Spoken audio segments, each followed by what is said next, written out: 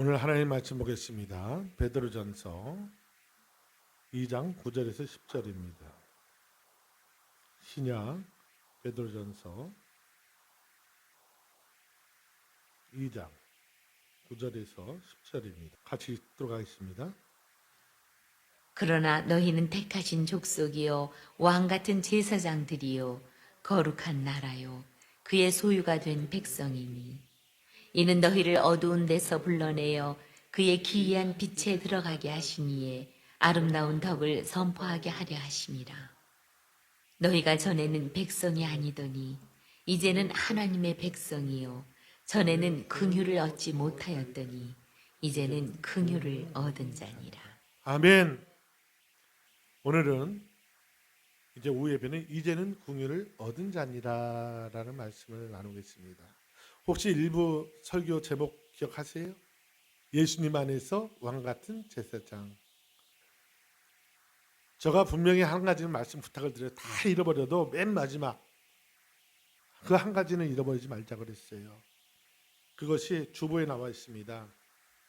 주보에 나와 있어요. 주보에 보면 맨 마지막 적용에 보면 딱 나와 있어요. 적용에 보면 나는 왕 같은 제사장임을 기억하십시오.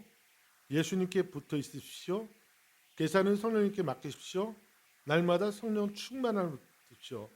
그러면서 예수님께 붙어 있어서 성령께서 끝까지 여러분을 붙드실 것입니다. 이것만큼 놓치지 말자고 제가 말씀을 드렸어요. 예수님께 붙어 있으면 성령께서 우리를 붙잡아 주시기에 고난을 이겨낼 수 있고 그걸 통해서 하나님께 영원히 거할 수 있다. 이거 한 가지는 잊어버리지 말자고 말씀을 드렸습니다. 이제는 긍휼을 얻은 자니라라는 말씀으로 하나님께서 우리에게 선포하신 말씀입니다.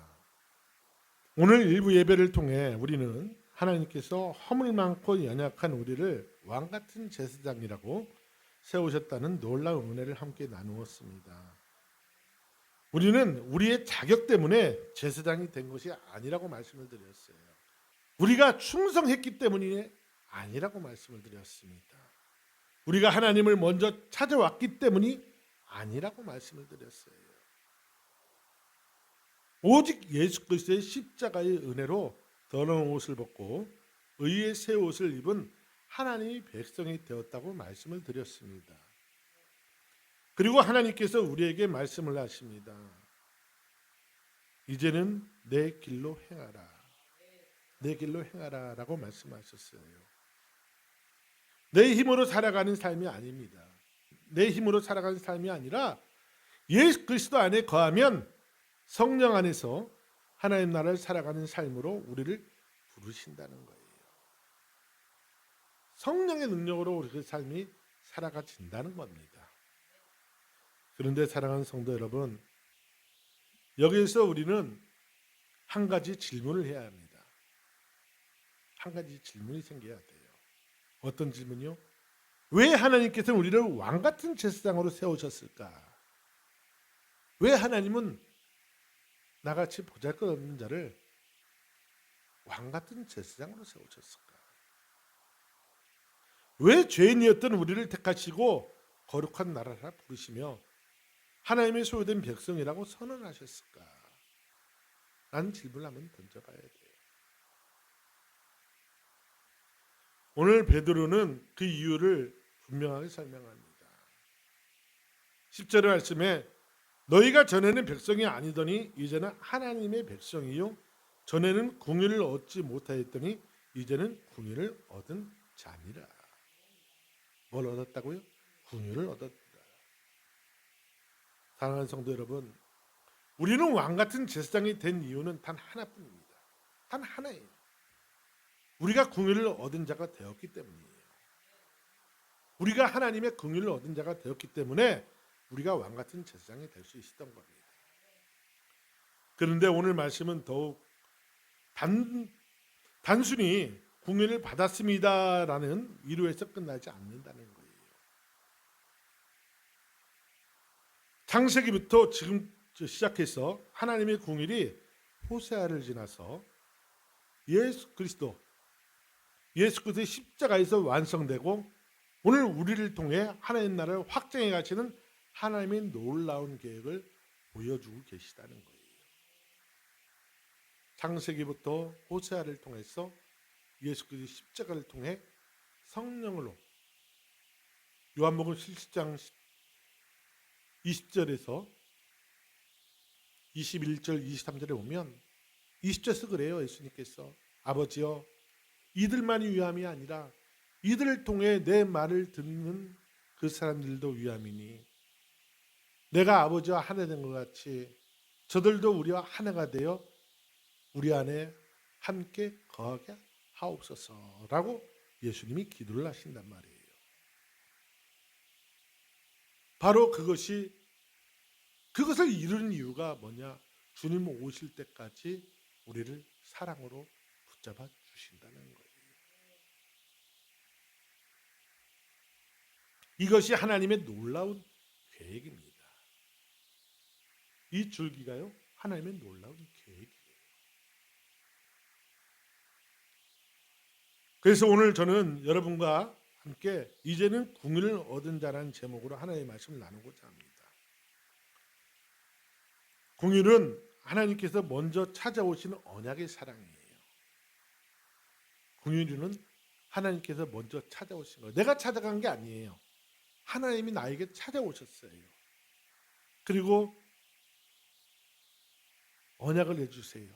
사랑의 언약을. 우리는 먼저 궁율이 무엇인지를 알아야 됩니다. 많은 사람들은 죄를 단순히 나쁜 행동이라고 생각해요. 그게 죄라고 생각해요. 그러나 성경은 더 깊이 말씀하십니다. 죄의 본질은 하나님을 떠난 것이에요. 죄의 본질이 하나님을 떠난 것입니다. 예레미야 2장 13절에서 하나님이 이렇게 말씀하세요. 내 백성이 두 가지 악을 행하였나니 곧 생수에 그런 데는 나를 버린 것과 스스로 웅덩이를 판 것인데 라고 말씀하세요. 이게 죄라는 거예요. 죄는 하나님을 떠난 것입니다. 생명의 근원을 버린 것입니다. 하나님을 떠난 것은 곧 하나님 나라를 떠난 것이에요. 창세기 3장을 보십시오. 죄를 지은 아담이 가장 먼저 한 일이 무엇입니까? 무화과나무 잎으로 자신을 가렸어요. 죄는 언제나 사람을 하나님에게서 멀어지게 합니다. 빛을 피하게 합니다. 사람을 피하게 합니다. 그런데 사랑하는 성도 여러분, 그때 하나님은 어떻게 하셨나요? 그래, 내가 나를 버렸으니 나도 너를 버리겠다 라고 말씀하셨어요? 아니요, 그렇게 말씀하시지 않으셨습니다. 하나님은 에덴 동산을 걸으시며 한 사람을 찾기 시작했습니다. 한 사람을 찾기 시작했어요. 그리고 하나님의 음성이 동산에 울려 퍼졌습니다. 아담아, 아담아 어디 있니? 아담아 어디 있니? 하고 찾으십니다. 이 음성이 곧 나에게 부르는 음성이 되기를 원합니다. 특히나 어디 있니? 그리고 나를 찾는 그 음성으로 들리는 시간이 되기를 원합니다. 사랑하는 성도 여러분, 이것이 복음의 시작입니다. 이것이 복음의 시작이에요. 복음은 사람이 하나님을 찾아간 얘기가 아닙니다. 하나님께서 사람을 찾아오신 이야기가 복음이에요. 하나님의 궁유를 찾아오시는 사랑입니다. 그 찾아오시는 은혜예요. 찾아오시는 하나님의 나라입니다. 그 찾아오시는 하나님의 궁유는 세월이 흘러 호사에서 다시 나타나기 시작합니다. 이스라엘은 하나님을 버리고 우상을 따라갔습니다. 마치 고멜이 남편을 버리고 다른 남자를 찾아간 것처럼, 그래서 하나님은 그 자녀의 이름을 이렇게 부르시기 시작해요. 로암미. 로암미가 뭐죠? 내 백성이 아니다. 롤루아하마. 너는 궁유를 받지 못한 자다. 이것이 하나님을 떠난 인간의 이름입니다. 우리의 이름이었어요. 그러나 놀라운 것은 하나님의 마지막 선언입니다. 뭐라고 바꿨죠? 앞에 노자가 빠져버려요. 아니다라는 노자가 빠져버려요. 암미, 내 백성이다. 루아마, 궁유를 얻었다.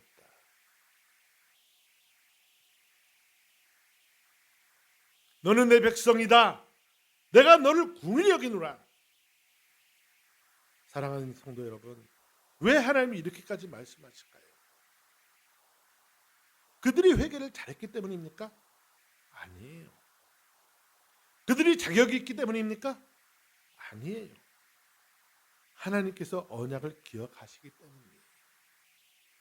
언약을 기억하시기 때문에 그러신 겁니다. 이것이 히브리어로 헤세드입니다. 헤세드. 우리말로 궁율입니다. 그리고 이것이 바로 은혜예요. 사랑하는 성도 여러분, 오늘도 하나님은 우리를 향하여 동일하게 말씀하십니다. 너는 내 백성이다. 나에게, 우리 성도님들에게 너는 내 백성이야. 내가 너를 궁일히 여긴다. 너를 불쌍히 여긴다가 아니에요. 궁일히 여긴다. 불쌍히 여기는 거하고 궁일하고는 틀립니다. 그런데 여기서 우리는 한 가지 질문을 해야 합니다. 거룩하신 하나님께서 어떻게 죄인을 다시 하나님의 백성으로 삼으실 수 있을까? 어떻게 하나님의 백성으로 삼으십니까? 그 답이 바로 예수 그리스도의 십자가입니다. 예수 그리스도의 십자가가 정답이에요. 공의는 예수 그리스도의 십자가에서 완성됩니다. 아멘. 사랑하는 성도 여러분, 호세아의 약속은 예수님 안에서 완성되었던 것입니다. 사람들은 메시아를 기다렸습니다. 그러나 사람들이 기다린 메시아는 다윗과 같은 강력한 왕이었어요. 노마를 무너뜨리고 이스라엘을 다시 일으켜 세울 왕을 기다렸어요. 그런데 예수님은 왕관 대신에 가시관을 쓰셨습니다. 보좌 대신에 십자가를 지셨습니다. 왜일까요? 우리의 죄를 대신 지기 위해서였던 것입니다. 이사야 선지자는 이미 이렇게 예언합니다. 그가 찔림은 우리의 허물 때문이요 그가 상함은 우리의 죄악 때문입니다. 아멘. 십자가는 하나님의 사랑과 하나님의 공효가 만나는 자리입니다. 그게 십자가예요. 하나님의 사랑과 하나님의 공율이 만나는 자리가 바로 십자가입니다. 그래서 십자가는 더하기입니다. 빼기가 아니에요.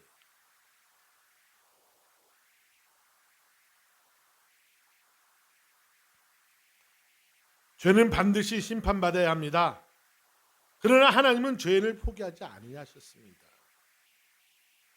그래서 독생자 예수께서 우리의 죄를 대신 짊어지셨습니다. 히브리서 8장 12절에 말합니다. 내가 그들의 불의를 궁일히 여기고 그들의 죄를 다시 기억하지 아니하리라. 우리의 죄를 기억하지 아니하시겠대요. 사랑하는 성도 여러분, 십자가는 긍휼의 완성입니다. 십자가는 긍휼의 완성이에요. 십자가에서 루아미는 암미가 되었습니다. 루루하마는 루함마로 되었어요. 우리는 하나님의 백성이 되었고 궁유를 얻은 자가 되었습니다. 그러므로 베드로는 담대하게 선포합니다. 너희는 택하신 족속이요 왕같은 제사장이요 거룩한 나라요 그의 소유된 백성이니. 아멘. 사랑하는 성도 여러분, 그래서 저는 늘 말씀드렸습니다. 무엇이 아니라 누구를 먼저 찾아야 합니다. 무엇을 먹을까, 무엇을 마실까, 무엇을 입을까를 먼저 찾는 것이 아니라 그의 나라와 의를 먼저 찾는 그러한 우리 성도님 되기를 예수 그리스도의 이름으로 부탁을 드립니다. 그런데 아직도 우리는 무엇을 해야 하나님께 인정을 받을까 고민합니다. 무엇을 더 해야 응답받을 수 있을까 고민을 해요. 그러나 복음은 우리에게 말씀합니다. 무엇보다 먼저 예수 그리스도께 나와라. 예수 그리스도께 나와라. 예수 안에 생명이 있습니다. 예수 안에 긍휼이 있습니다. 예수 안에 하나님 나라가 있습니다. 아멘. 긍휼은 성령 안에서 하나님 나라를 살아가는, 하나님 나라를 살아가며 흘러가는 은혜예요. 긍휼은 성령 안에서 하나님 나라를 살아가며 흘러가는 은혜예요. 은혜는 고인물이 아니에요. 흐릅니다. 나한테만 있는 것이 아니라 나를 통해서 이웃들에게 흘러가는 거예요.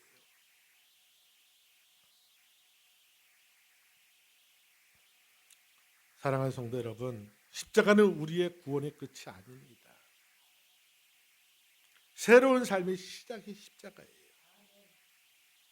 예수님께서는 우리를 구원하신 후 홀로 살아가도록 내버려 두지 아니하셨다는 것입니다.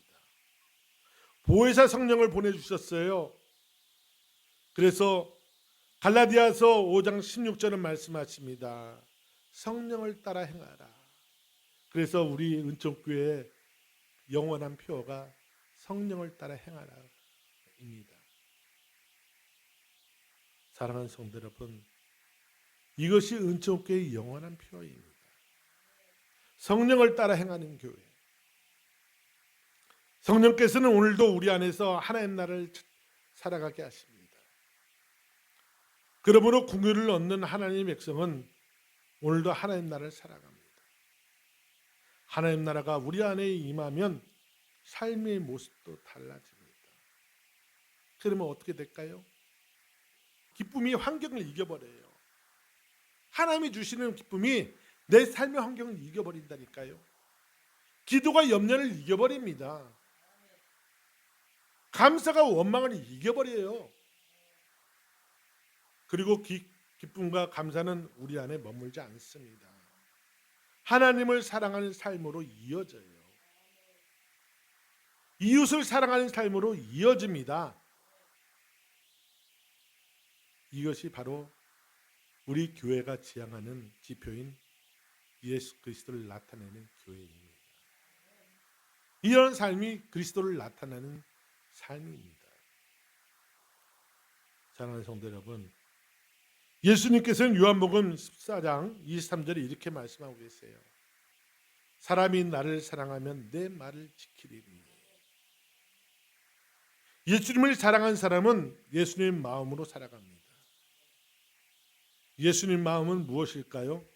잃어버린 영혼을 향한 긍휼입니다.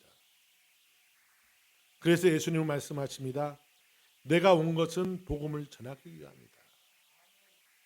예수님이 오신 목적이 복음을 전하기 위한 것이라고 말씀을 하세요. 하나님의 사랑은 언제나 잃어버린 양을 향하고 있습니다. 그 영혼을 향하고 있어요. 그리고 십자가를 앞두고 마지막까지 기도를 드립니다. 요한복음 17장 20절입니다. 내가 비옵는 것은 이 사람만이 위함이 아니요 또 그들의 말로 말미암아 나를 믿는 사람도 위함이니. 이 말씀을 자세히 묵상해 보세요. 사도들만 위한 것이 아니라 사도들의 말을 통해서 복음이 흘러 오늘날 저와 우리 성도님들까지 이루어졌어요. 여기서 멈췄나요? 아니요. 우리 다음 세대로 계속 흘러갑니다. 이 말씀은 제자들만 위한 기도가 아니었습니다. 바로 저와 여러분들을 위한 기도였고 동시에 우리를 통해 앞으로 복음을 듣고 예수 그리스도를 믿게 될 사람들과 그 복음을 이어받아 하나님 나라를 살아갈 다음 세대에 품으신 예수님의 기도였던 것입니다. 우리는 성경을 읽을 때 좋은 말씀이야 라고 읽었을지 몰라도 예수님의 기도는 당신이 다시 오실 때까지 이 복음이 계속 흘러갈 수 있도록 하기 위한 기도를 드렸던 것입니다. 여기에서 우리는 하나님의 궁유의 목적을 발견할 수가 있다는 거예요. 궁유는 머무는 은혜가 아닙니다.